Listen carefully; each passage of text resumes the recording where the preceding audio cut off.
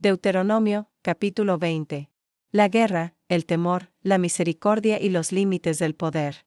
Moisés habló al pueblo sabiendo que pronto dejarían atrás el desierto y enfrentarían una realidad distinta, más compleja y peligrosa.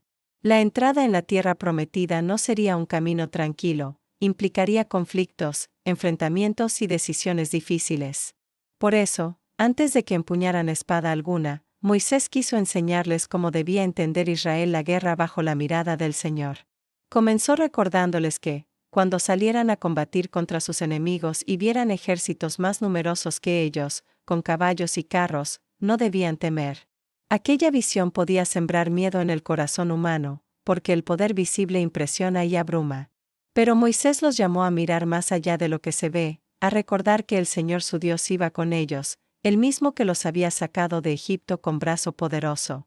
La guerra, para Israel, no debía comenzar con el cálculo de fuerzas, sino con la memoria de la salvación. Antes de la batalla, el sacerdote debía acercarse al pueblo y hablarles palabras de ánimo.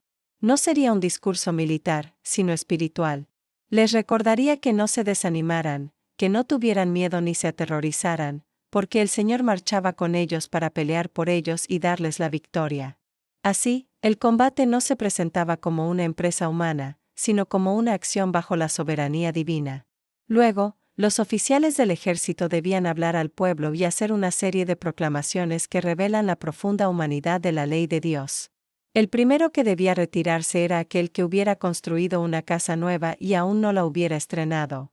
No debía morir en la batalla y dejar que otro disfrutara de su trabajo. De igual modo, quien hubiera plantado una viña y todavía no hubiera comido de su fruto debía volver a su casa. También quien estuviera comprometido con una mujer y no se hubiera casado aún debía regresar, para que no muriera sin haber iniciado su vida familiar. Estas disposiciones muestran que Dios no veía a los soldados como piezas intercambiables. Reconocía los proyectos humanos, los sueños inconclusos, las promesas hechas. La vida no debía ser sacrificada sin consideración. La guerra, aunque inevitable, no podía borrar la dignidad personal.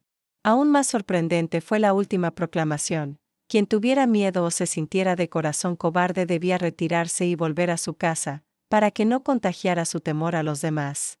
Dios no deseaba un ejército grande lleno de miedo, sino un pueblo confiado.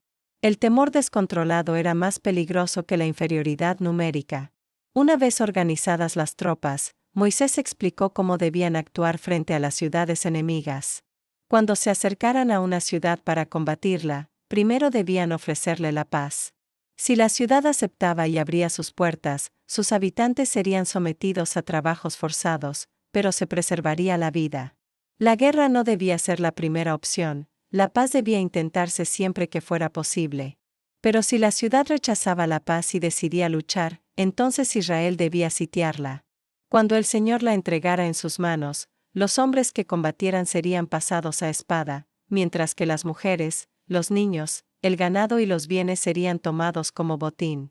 Moisés dejó claro que esta instrucción se aplicaba a las ciudades lejanas, no a las naciones que habitaban la tierra prometida. Respecto a las ciudades de los pueblos que el Señor entregaba a Israel como heredad, la instrucción era distinta y más severa. No debían dejar con vida a nada que respirara. Aquellos pueblos debían ser destruidos por completo, para que no enseñaran a Israel a imitar sus prácticas abominables y a pecar contra el Señor. No se trataba de expansión territorial ni de ambición, sino de preservar la identidad espiritual del pueblo. La amenaza mayor no era militar, sino moral. Si te gusta el contenido, suscríbete, es gratis y haz clic en el pulgar hacia arriba. Finalmente, Moisés habló de un detalle aparentemente menor, pero profundamente revelador del corazón de la ley: el trato a los árboles durante un asedio. Cuando sitiaran una ciudad, no debían destruir los árboles frutales cortándolos. Podían comer de ellos, pero no talarlos, porque los árboles no eran enemigos que hubiera que combatir. Solo los árboles que no dieran fruto podían ser usados para construir obras de asedio. Esta orden muestra que incluso en la guerra había límites. La destrucción no debía ser indiscriminada. La vida futura, la posibilidad de sustento y la continuidad de la tierra debían ser respetadas. Dios enseñaba a su pueblo que el poder no daba derecho a arrasar sin discernimiento. Así concluyó Moisés este capítulo, dejando claro que la guerra, aunque presente en la historia de Israel, debía ser entendida dentro de un marco de fe, responsabilidad y contención. No era un espacio sin ley, sino un terreno donde la obediencia seguía siendo exigida. Reflexión. Deuteronomio 20 revela una visión de la guerra profundamente distinta a la lógica habitual del poder. Dios no glorifica la violencia ni exalta la fuerza bruta. Por el contrario, insiste en que la batalla comienza en el corazón, con la confianza en su presencia y no en los recursos humanos. El capítulo muestra una sorprendente preocupación por la vida individual. Las exenciones del servicio militar revelan que Dios valora los proyectos personales, la familia, el trabajo y la estabilidad emocional. Incluso el miedo es reconocido como una realidad humana que no debe ser reprimida a costa de la comunidad. La oferta de paz antes del combate enseña que la violencia no debe ser el primer recurso. Dios no se deleita en la destrucción, aunque a veces permita el juicio. La severidad aplicada a las naciones cananeas no responde al odio, sino a la necesidad de proteger al pueblo de una corrupción espiritual que lo destruiría desde dentro. El cuidado por los árboles frutales es una enseñanza silenciosa pero poderosa. Incluso en medio del conflicto, la creación debe ser respetada. El poder sin límites deshumaniza, el poder bajo la ley preserva la vida. Deuteronomio 20 nos recuerda que la fe no elimina los conflictos, pero los encuadra dentro de límites morales claros. Dios no promete ausencia de lucha, sino su presencia en medio de ella.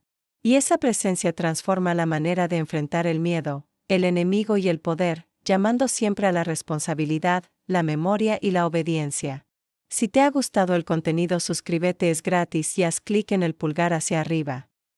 Comparte este video con tus amistades y contactos, me ayudas a crecer. Muchas gracias.